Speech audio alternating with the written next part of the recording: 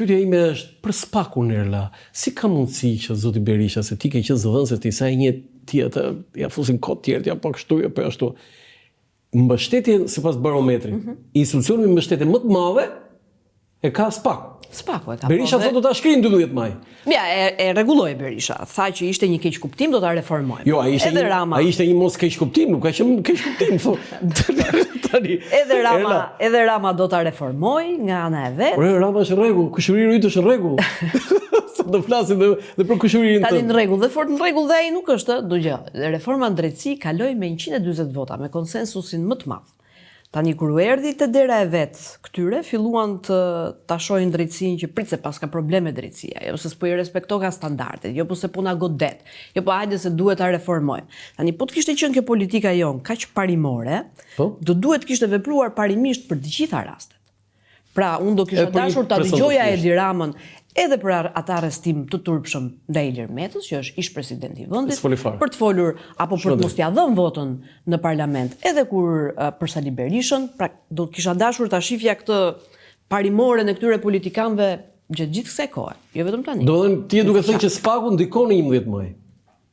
Spaku pa diskutim që ndikon në 11 maj. Ka dëmtuar më shumë. Dhe po ta shohësh, prandaj dhe është tërhequr Edi Rama nga retorika e vet. Po e ngri Hedin Xhafa po.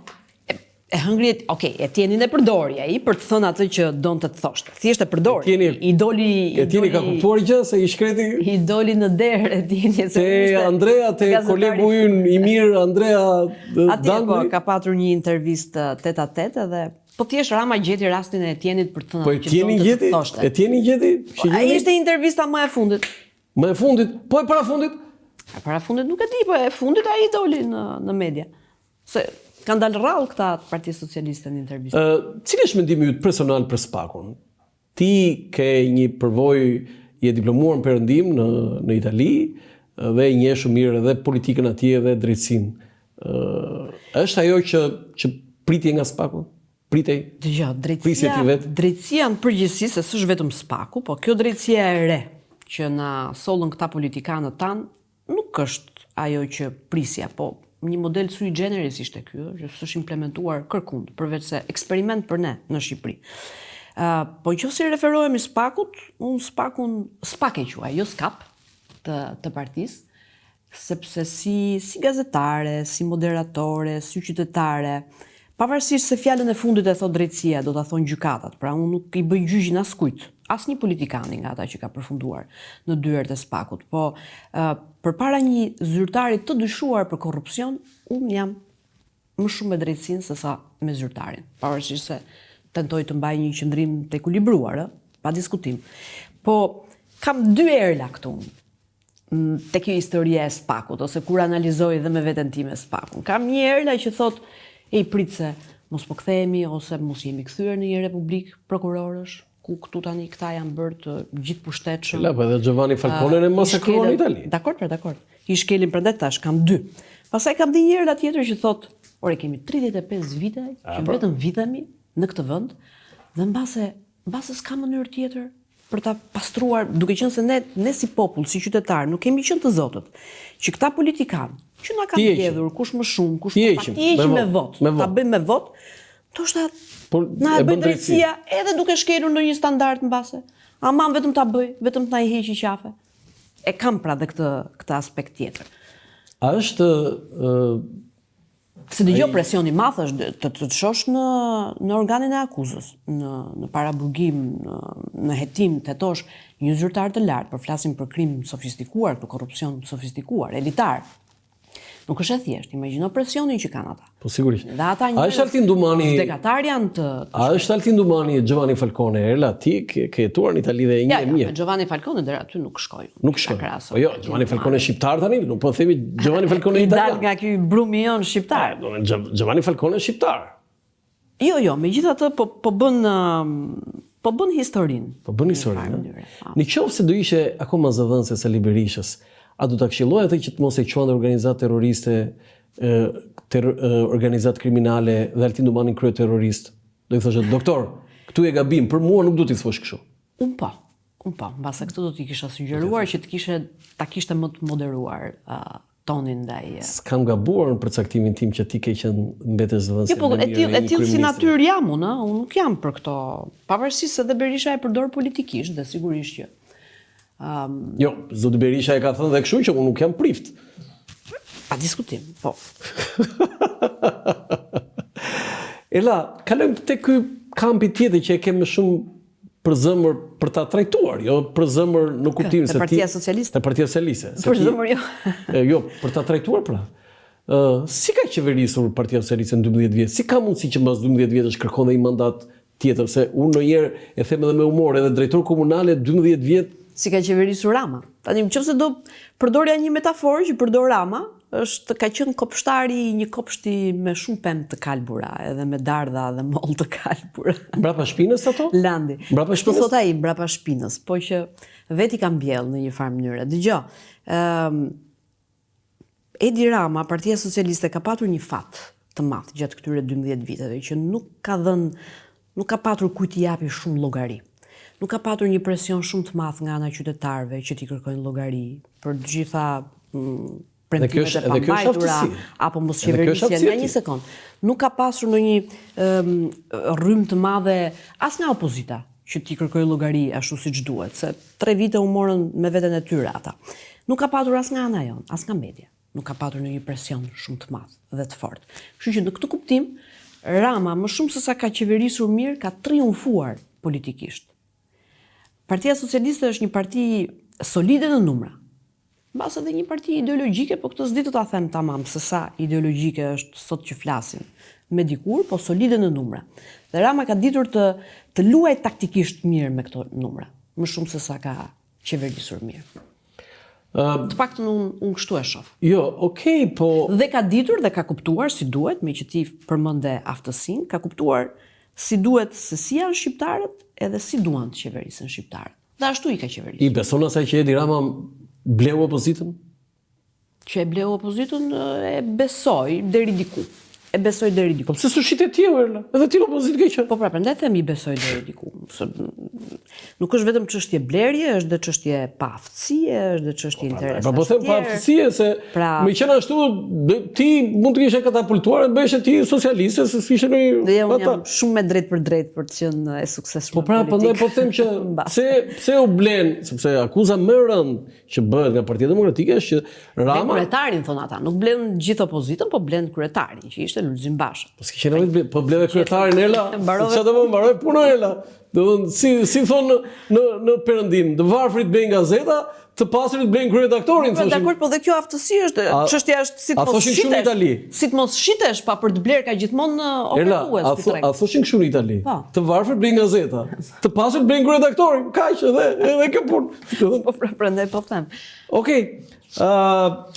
Ne do kthehemi sërish te kjo analiza ditore, po unë kam përgatitur disa foto që kam shumë mezi po pres që ti komentojmë me Erla Mhillin. Jo, unë do doja fotot, është shumë më shpejt kjo, kisha fotot e familjes njerë, ju lutem, nëse është e mundur regjia, pse bëm një kapërcim, se jo, kjo është shumë e bukur, po ka një renditje kohore tjetër dhe pasaj vim te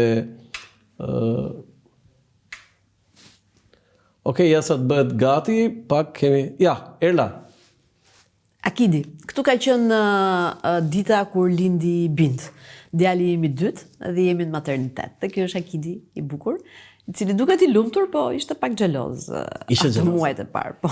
Do të them për gjithë ata që nuk e din, Erla ka dy djem, ka 2 yje. Se duke qenë se nuk i postoj shumë tani dhe gjithë mendojnë që unë kam vetëm një djalë, pra vetëm Akidin. Akidin e postoja më shpesh, kurse Bind jo, para e postoj më tani.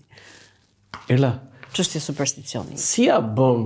Kjo është një pyetje kështu që se e thot një shoku me humor, mama tona bën nga 5 deri 10 fëmijë, këta thot kur ka 2 fëmijë u bubu si ja bëjnë, po në fakt është normale të themi që si ja bën se angazhimi yt duhet të thënë. Po më merr tërë ditën, më merr. Emisioni më merr tërë ditën. Si ja bën me E vështirë është, të them të drejtën, që të gjej një ekuilibër maksimal që ti kushtoj kohë edhe fëmijëve, edhe emisionit, edhe qefeve të mia, se unë kam qefet e mia, kam shoqërinë time. Kam një gruaj që më ndihmon dhe që më vjen në ato orët e pasdites vonë ku unë largohem, edhe që ndron derisa unë kthehem në shtëpi, se unë kthehem vonë. Ka filluar djali i madh të shikojë ndonjëherë në emision? Ja, shumë. Si tha njëri që, që nga e famshme? Ne, që nga e famshme, po si idola në TikTok, më duket. On TikTok, on YouTube. A i zine gjë deri në moment? Ja, dinte, sigurisht. Dhe që tha ma? Më tha i vogli, në fakt. Më tha, ma, që nga e famshme, you're famous, se tani i flasin edhe anglisht, shumicën e kohës. Që nga e famshme, tha se më dole në TikTok. Ata janë shumë të vegjël, Erla, po ti ke dëshirë që ata të ndjekin atë profesionin tënd edhe të... Jo, fare. Të bëjnë ç'të duan. Ç'të duan? Ja.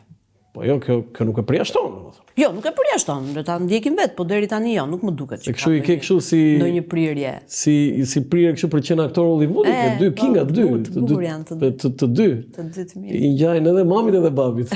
Po, foto tjetër. Po shumë mamit landi, mos i bëj qefin babit. Mirë, se do vëmë vetë te babi, Po, foto tjetër? Pa, këtu kemi qenë për vjetorin e opinion. Po prit se ka dhe që se din kush është bashkëshorti yt tani. Frenojnë çik tani. Kelti Skruja. Prefekti i Tiranës? Ish prefekti i Tiranës, ish deputet, që 12 vjeç i angazhuar me Partinë Demokratike. Kush Kelti tani nuk ka humbur? Nuk ka humbur aty. Ku është aty më? Por ti shpjegë po ku është në politikë më? Në PD është, po... Në PD se kemi parë, tani na thoj dy fjalë për Keltin. Antar kryesie e ke landi. Aktualisht që flasim. Antari kryesis Keltisi? Është antar kryesie, po... Hajde kryesia, hajde. Unë tani po marr vesh Keltisi që antar kryesia. Sa antar ka kryesia, moj? Nuk e di kush i ka numëruar. Kuptoni tani? Se që t'jem e sinqert, nuk e pyes shumë për çështjet e partisë. Po për çfarë pyeti? Unë edhe vetë nuk tregon se thotë ju gazetarët na i nxirrni të gjitha. Pse kështu thotë, kur jeni në shtëpi, kur jeni në shtëpi, jo kur kur jemi në shtëpi. Nuk para tregon shumë. Nga ata politikanë se ti e the që fëmijë është angazhuar në politikë. Aq 12 vjeç. Tani pyetja e drejtë, pse është tërhequr Keltis? Po, mbase nuk e frymëzon sa duhet, nuk e di, duhet se kam pyetur tamam se çfarë si pëlqen më, çfarë trëmb. Po në politikë është, nuk është se nuk do jetë aktiv. Erla, ke muhabeti me Keltisin apo jo? Po kam. Po ha pra tani se kam pyetur unë. Çështjet e punës, pra edhe unë nuk i zgjedh vet ai, unë nuk dua t'i ndikoj në zgjedhjet e tij. Jo, kjo nuk është çështje pune. Shumë kam pritur për shkakun që dhe Kelti të kandidonte në primare, apo ishte një ambicie. Nuk u fut, me sa kam kuptuar, nuk ishte entuziast për të futur. Aq më tepër siç u bë dhe kjo historia, lista mbyllur, lista hapur, ta pjesa listës hapur, ti do luftosh me veten tënde, jo me veten tënde, Kelti me veten, po me antarët e tjerë të partisë. Më kupton se nuk është. Kam përshtypjen që kjo nuk i ka pëlqyer. Jo më kot e ktheva atë foton e parë, se unë fakti kisha parashikuar dhe ishte në rregull regjia. Unë fakti kisha parashikuar ndryshe, jo më kot e ktheva, do të tjerë dhe për 2 muaj, për 2 javë pushime. U bëre zëdhënse, ngele këtu. Renda dashuri me Keltisin, u martova, bëra 2 fëmijë. Pak më vonë, po. Po pak më vonë, nga ato 2 javë pra. Tani mund ta tregosh atë momentin si renda dashuri me Keltisin? Si rash në dashuri? Dgjoj, Keltin, maman e Keltit unë e njihja, sepse ka qenë drejtoresh në shkollën në gjimnazin Sami Frashi. Edhe mamaja Keltit, edhe Kelti kanë qenë pacientët time mëje, e cila është dentiste, stomatologe. Por Kelti nuk e mbaja mend. Do të thonë Kelti si rregullonte dhëmët e mamaja jo. Po, dikur i rregullonte, po, në ato vitet e vështira, 97. Po, diçka e tillë. Po. Dhe nuk e njihja, nuk e mbaja mend nga gjimnazi fare Keltin. Por kur punoja në Ministri të Transporteve me Sokolun tashin, jo me Lulzim Bashën, e kam njohur në zyrë të Sokolit. Rastësisht. E kam njohur në zyrë të Sokolit, unë aso kohë isha zëdhënëse e Ministrisë të Transportit, por nuk isha asnjë angazhim politik. Dhe atë ditë që Sokoli më thirrën në zyrë, ku ishte i pranishëm dhe Kelti, dhe më bëri një propozim, tha, ore, pse nuk e marr me forumin rinortit të Partisë Demokratike? Është më ka shkuar në mendje. Po merru, tha, që të heqësh pak edhe këtë paragjykimin që ke qenë te mjafti. Në fakt, s'kam qenë kurrë tek mjafti, pavarësisht se kam patur. Pse tha Sokoli që ke qenë te mjafti? Po jo, i kujtoj mbasi që mund të kem patur shok klase ndrifugën, po nuk kam qenë asnjëherë. Do vimë te ndrifugën. Jo, nuk kam qenë. Po? Edhe aty u hodh Kelti, jo, i tha, nuk ka qenë Erla ndonjëherë te mjafti. Po nga dinte? E dinte se Kelti ishte sekretari i përgjithshëm, i forum rinor. Jo, ka përshëm të kishte studiuar, të kishte vëzhguar. Nuk e di, këtë se di se kam pyetur, më kishte studiuar apo jo. Nuk kuptohet fare. Po unë dilja dhe shumë shpesh në ekran në atë periudhë. Ti jo vetëm dilje, po ti dilje sikur dukeshe sikur ishe 2 metra. E vërtetësh. Po sepse të ka marrë kamera më të mirë. Po jo, kamera. Po e di. Po dhe pastaj ç'a ndodhi? Tregon edhe më të madh. Dhe pastaj që të nesërmen nga ky moment kur Sokoli më tha që pse nuk i angazhuar me Forumin Rinor të Partisë Demokratike, të nesërmen më merr në telefon dhe më thotë dëgjoj, do shkosh pak në Vilnius për hesap të Forumit Rinor të PD-s. I thash, Sokol, po ti më the mendohu, po i thash nga dje ma the sot është, po pse sa do të mendohesh ti, tha Sokoli, do shkosh për hesap të Forumit në PP me të rinjt e PP-s në Vilnius në Lituani dhe unë shkova. Mirë, po sigurisht që punë dhe një lloj bashkëpunimi e kisha edhe me Keltin përsa kohë isha sekretari. Ishte edhe Kelti si? Jo, nuk ishte Kelti. Pra, kam shkuar se na ngrive gjatë. Me një tjetër. Kelti ishte në Tiranë. Edhe nga aty lindi bashkëpunimi, pastaj Kelti përveç se ishte në Forumin Rinor, punonte edhe në Ministrinë e Brendshme.